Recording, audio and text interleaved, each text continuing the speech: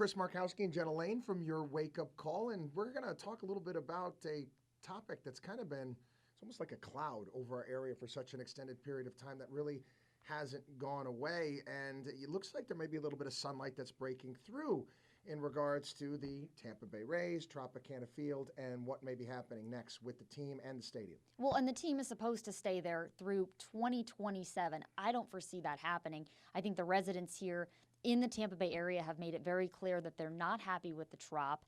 It's really the butt of everyone's jokes that comes here for games, even members of the media. They'll call it everything from the circus dome, or the circus tent, I should say, the fruit dome. It's the butt of a lot of jokes. MLB has even said that they're not happy with it, and it looks to be, as you had said, like they're going to be kind of open to some talks of possibly relocating it, maybe even in Hillsborough County. My thing with this is you kind of get excited about the fact of thinking there being a downtown stadium, but then again, you have to think things through. It's kind of like you say, well, boy, I really want to go out and get that new Maserati, but can I really afford that new Maserati? So I look at it the sense is whether or not we have a community that is large enough, that is dynamic enough, that has the type of money on hand to actually go and make a Major League Baseball team viable. We do have a dynamic here in Florida, which is different than many other places that have Major League Baseball teams, that being the fact that college football is huge. It's like having additional sports teams within your area. I mean, the pro football competes with college football here in the state of Florida, and you don't see that in places like New York, Massachusetts, even Illinois and California to some degree. A different demographic, different kind of amounts of people, and I don't even know if it's going to work if they move the stadium. Well, you look at the months like September, October, November, December. Those are months in other places of the country where folks are starting to eat chili and they're getting bundled up because it's that playoff weather for baseball. It's football weather. Well, in the state of Florida, we're barbecuing on Christmas Day oftentimes, and so there's a lot more choices there. But, one thing I look at is if this stadium does move to Hillsborough County, are the residents going to be okay with paying for it?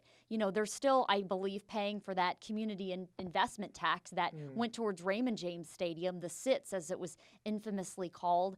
I don't know how they feel quite about that, but, all of a sudden you move it to Hillsborough County. Does that mean that Pinellas County residents, Pasco County residents are going to have to foot the bill? I'm not really buying the viability thing, and you mentioned a very good point in regards to taxes. This is, taxpayer always end up feeling the brunt of this.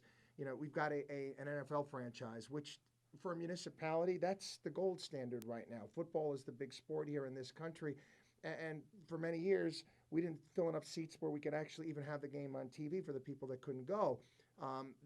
This is an issue, okay? When you've got a franchise like football, that's somewhat struggled over the past several years to some degree, and obviously they haven't been winning, but that usually doesn't matter in regards to the NFL. People still come to think that baseball is going to be able to compete with that.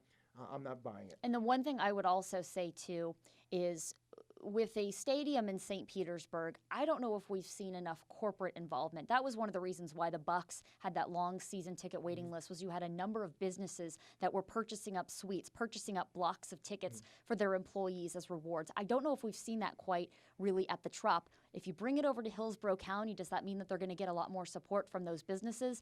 You got to wonder, because look at what Jeff Vinnick has done in the Channelside district. The fact that he now has the Marriott Waterside, he's purchased up that hotel, he's got the Lightning there, Channelside looking to really revitalize that area. So that'll be something to definitely keep an eye on, but it looks like those talks are resuming again. Well, you mentioned corporate. That's a great point you bring up. You're getting corporate tickets for football. What are you? You're forced to buy 2 preseason games and 8 regular season games.